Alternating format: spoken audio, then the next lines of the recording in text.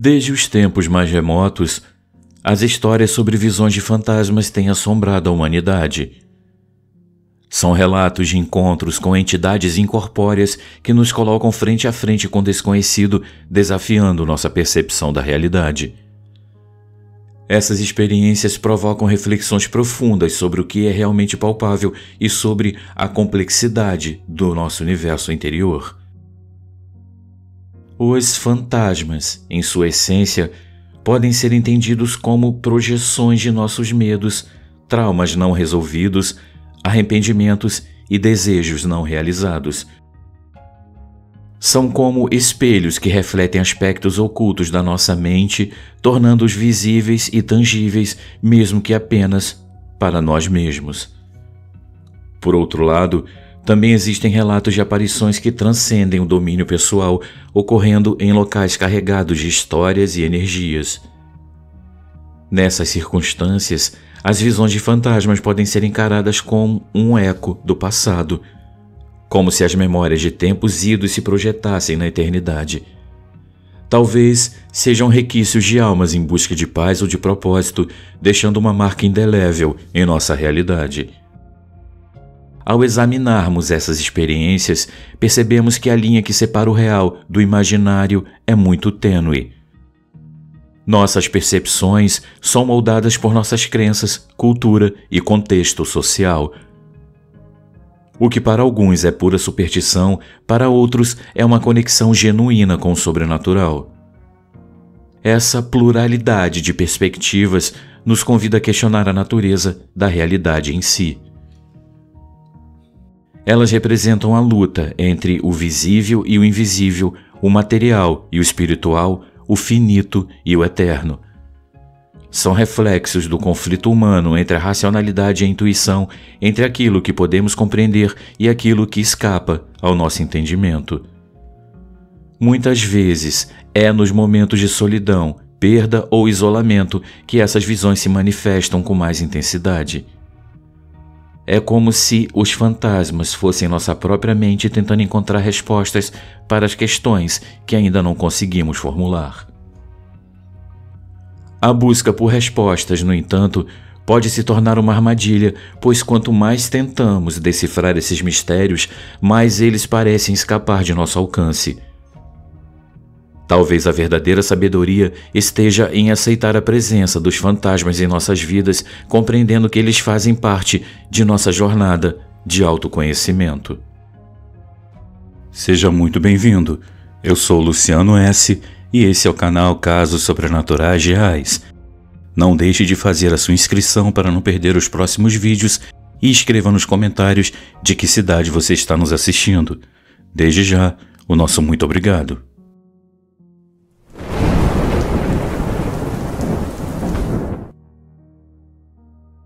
O apartamento dos ciganos.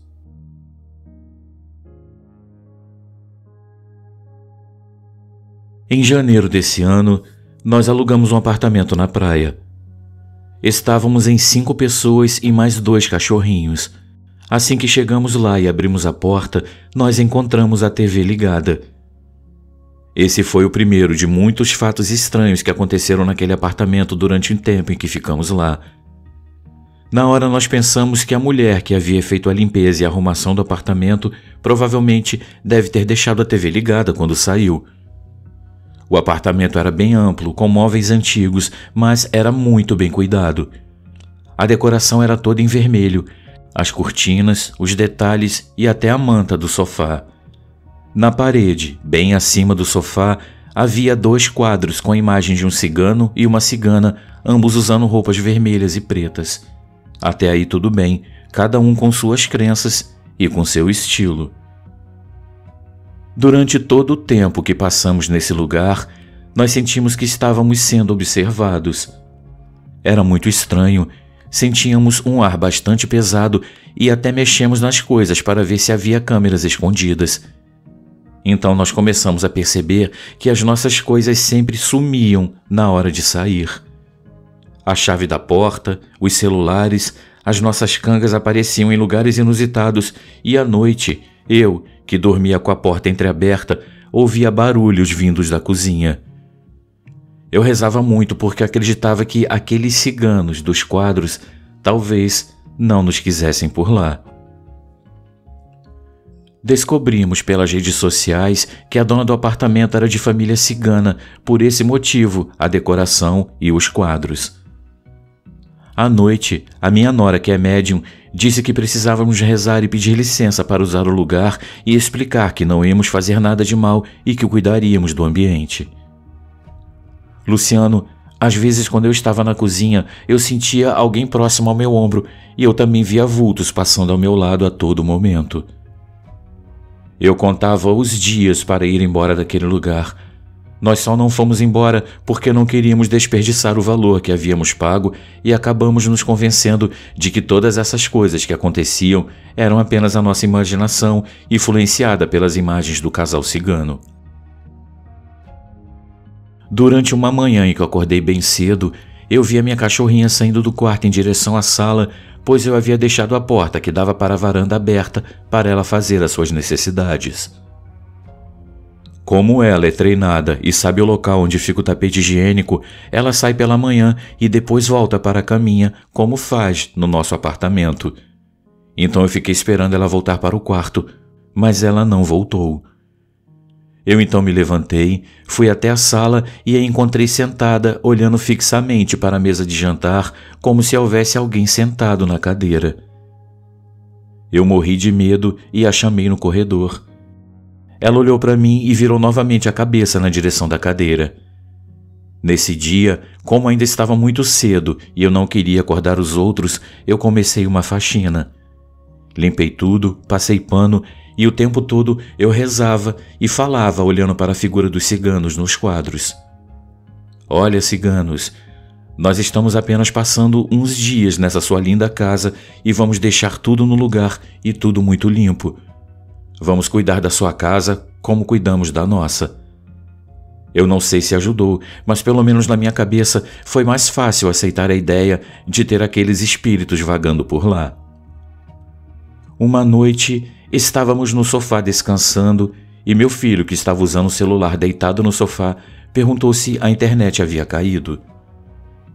Então fomos olhar o roteador que ficava atrás de um móvel e, acredite, o aparelho estava fora da tomada. O mais estranho é que não tinha ninguém perto dele e não teria como alguém desligá-lo sem que nós víssemos, mas ele estava assim, fora da tomada. Esse fato deixou meus filhos aterrorizados. Meu filho disse que tinha sentido uma coisa na cabeça dele, tipo um tapa bem leve quando ele estava no celular, e ele até olhou para trás porque achou que era eu, tentando assustá-lo. No último dia, eu deixei tudo no lugar.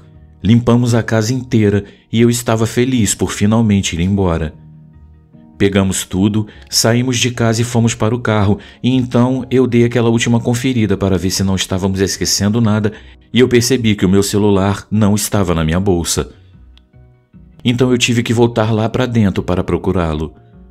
Essa era a primeira vez que eu ficava sozinha lá dentro. Eu fiquei tremendo de medo, mas acendi as luzes e olhei na mesa porque havíamos colocado as coisas nela antes de sair, mas o meu celular não estava lá. Então eu fui até o quarto e ele estava em cima da cama. Eu peguei ele e saí correndo sem olhar para trás e depois que eu apaguei as luzes e fechei a porta, eu ouvi um barulho sinistro vindo lá de dentro, mas nem quis saber do que se tratava. Apenas desci as escadas e entrei no carro para nunca mais voltar àquele lugar.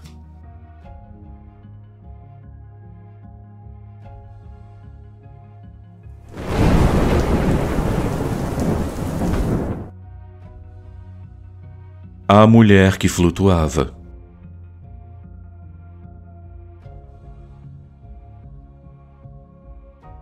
Olá, Luciano e inscritos. Meu nome é Renata. Eu moro hoje em Tabatinga, no interior de São Paulo, mas nasci e vivi até os 6 anos no Paraná. Os relatos que eu vou contar começaram a acontecer quando eu ainda era criança. E hoje, com 35 anos, as coisas parecem ter se acalmado na minha vida, mas mesmo assim, algumas coisas ainda continuam a acontecer. Eu vou contar tudo que eu já vivi e que não acho explicação e que parecem ser coisas do outro mundo. Enfim, vamos aos primeiros que eu me lembro. Quando eu ainda vivia no Paraná e tinha por volta de 5 ou 6 anos, eu estava brincando no quintal. Isso aconteceu em meados dos anos 90, creio que em 1993 ou 94, por aí, eu não me lembro com certeza. Naquela época era comum que os quintais ou terreiros, como chamávamos, serem totalmente abertos, com fácil acesso às matas, pastos e outras propriedades. Podíamos brincar tranquilamente, pois antes, na minha visão de criança, eu não via perigo ou nenhum tipo de risco. Nós não tínhamos televisão em casa, o que me fazia brincar fora de casa até escurecer por completo. As lâmpadas eram escassas, nem todas as casas tinham e algumas delas só tinham 1 ou 2 lâmpadas no máximo. Na nossa casa havia uma lâmpada e a iluminação restante ainda era feita à base de lampião. Não tínhamos muito conforto na época e eu gostava muito de brincar até tarde. Eu não ligava para a hora de entrar para tomar banho e dormir. E minha mãe, que na verdade era minha mãe adotiva, era uma senhora muito boa e com um coração enorme. Luciano, como eu já havia dito, eu gostava muito de brincar sem ter hora para parar. Certa vez, minha mãezinha amada, que hoje já não está mais entre nós, me chamou para entrar, pois já estava começando a escurecer. Mas eu queria brincar mais, então não liguei e continuei lá do lado de fora. Luciano, eu estava a cerca de 50 metros da casa e, como eu disse, os terrenos eram grandes e com muita vegetação e havia também um pequeno galinheiro ali. De onde eu estava, dava para ver a minha casa e, em alguns momentos, até ouvir minha mãe mexendo nas panelas. Então eu me sentia segura e não tinha motivos para ter medo, mas, de um momento a outro, eu passei a sentir muito medo e a sentir que eu estava sendo observada. Eu estava ali brincando de casinha, mexendo com barro e algumas pedrinhas, e então comecei a observar o ambiente ao meu redor, pois eu não estava me sentindo mais à vontade. Isso durou cerca de 5 minutos, até que me deu uma vontade inexplicável de olhar para cima. Era como se a minha mente identificasse que era dali que o perigo estava vindo. Então eu ergui a cabeça e fixei os meus olhos em um ponto bem acima da minha cabeça. Então, foi quando eu vi uma mulher que parecia ter mais ou menos uns 90 centímetros. Eu não soube disso na época, mas hoje, me lembrando disso, eu consigo ter uma noção. Pois bem, ela tinha os cabelos longos bem cacheados e muito armados. Ela estava olhando diretamente para mim em absoluto silêncio. Ela ficava me encarando e o seu olhar era um olhar bem feio. Suas sobrancelhas eram enormes e depois de um certo momento ela sorriu. Porém, o seu sorriso era maléfico e muito largo. Ela parecia usar todo o rosto quando sorria. Quando eu vi aquilo, eu levei um susto e fiquei em choque por alguns momentos e depois saí correndo e gritando feito louca. Minha mãe e minha irmã mais velha vieram ao meu encontro perguntando o que havia acontecido. Elas ficaram muito assustadas quando me viram e eu não conseguia dizer o que tinha acontecido, pois eu chorava muito. Elas ficaram muito assustadas ao ver a expressão de pânico que estava estampada no meu rosto. Elas disseram que eu estava tremendo dos pés à cabeça e que eu estava muito branca e que eu estava literalmente de cabelo em pé. Não sei como isso foi possível, mas segundo elas, os meus cabelos estavam todos para o alto como se estivessem arrepiados. Luciano, eu não sei o que era aquilo, mas sei que até hoje aquela figura horrível me dá medo. Em breve eu te mandarei mais alguns relatos, pois desde esse dia muitas coisas estranhas aconteceram comigo. Um grande abraço a você e aos seus inscritos e amigos.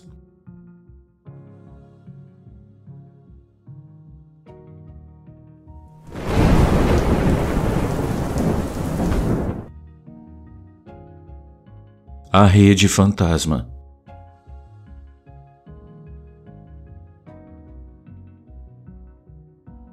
Olá, amigos do canal. Eu me chamo Silvia, não perco um só relato e venho aqui mais uma vez contar uma experiência vivida por mim. Isso aconteceu mais ou menos no começo do ano 2000. Nessa época, eu gostava muito de viajar com algumas amigas e sempre alugávamos casas de praia para curtir os feriados. Em uma dessas viagens, aconteceu uma coisa bem assustadora. A casa localizava-se em uma praia aqui de Fortaleza chamada Caponga. A casa era muito confortável, tinha vários quartos, uma varanda que rodeava toda a casa, uma piscina enorme, churrasqueira, ficava a poucos metros do mar, ou seja, a casa era perfeita para um ótimo fim de semana.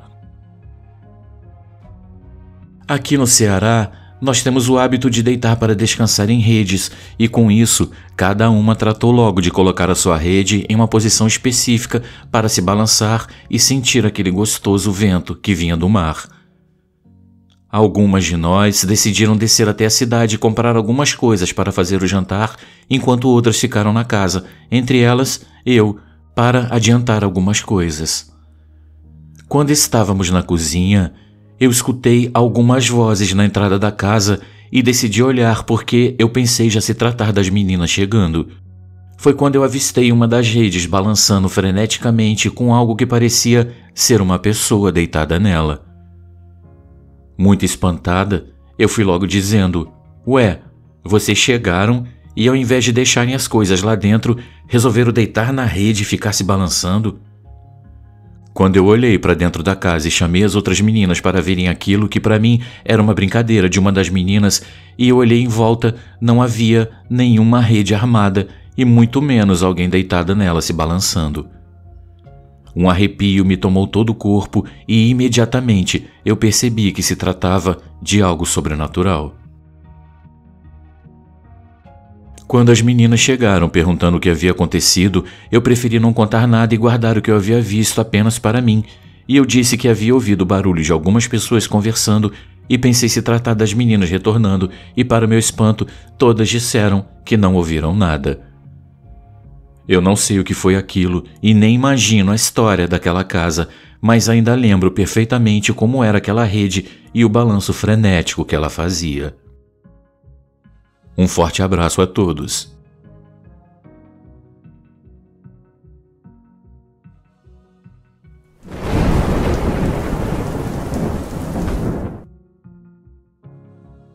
O garoto sem olhos.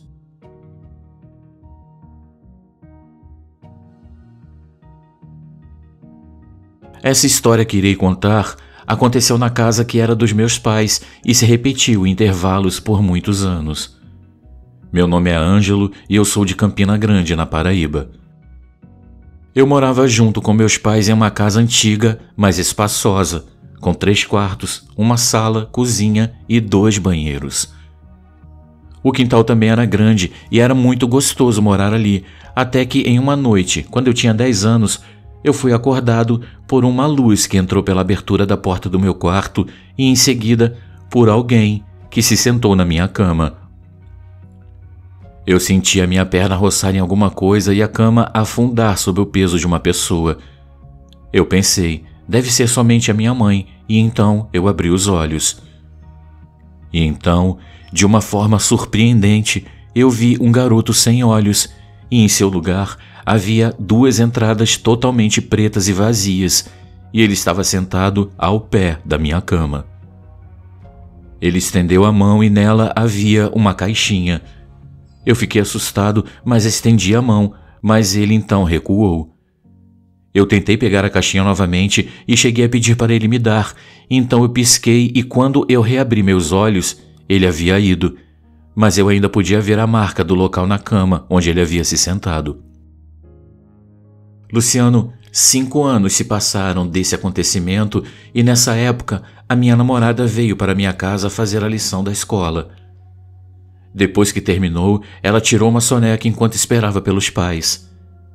Quando eles chegaram, eu tentei acordá-la, então ela abriu os olhos de repente, olhando para um canto onde a parede encontrava o teto, ela apontou para lá e voltou a dormir. Eu a sacudi novamente, então ela acordou e eu expliquei o que ela havia feito.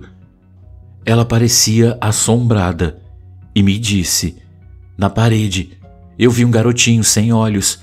Ele estava lá parecendo uma aranha olhando para mim." Eu surtei na hora e contei a ela a minha história sobre o mesmo garoto e ficamos sem entender o que era aquilo. Depois desse fato, por um bom tempo, não tivemos mais avistamentos daquele estranho garoto. Então, passados mais 5 anos, eu estava morando com essa mesma namorada e nessa mesma casa que era dos meus pais, só que nessa época nós já tínhamos uma filha de 2 anos de idade e estávamos no mesmo quarto que era meu, onde os fatos aconteceram. Então, estranhamente, após algum tempo, a minha filha começou a acordar exatamente na mesma hora todas as noites e ela ficava conversando. Depois de um tempo, eu notei que ela tinha quase a mesma conversa todas as noites. Eu perguntei a ela uma vez com quem ela estava falando às noites e ela disse: "É com um garotinho, ele é legal, ele está perdido e está procurando pela mãe." As conversas noturnas da minha filha continuaram até o dia em que fomos embora e conseguimos nossa própria casa no final daquele ano. Depois que saímos daquela casa, nunca mais vimos aquele garoto misterioso e nem ficamos sabendo se mais alguém teve contato com ele. Mas o mais misterioso e que eu gostaria de saber é de onde aquele garotinho vinha, o porquê dele estar ali e realmente saber o que ele queria. Se ele queria realmente encontrar a sua mãe, como a minha filha disse, ou se ele queria alguma outra coisa.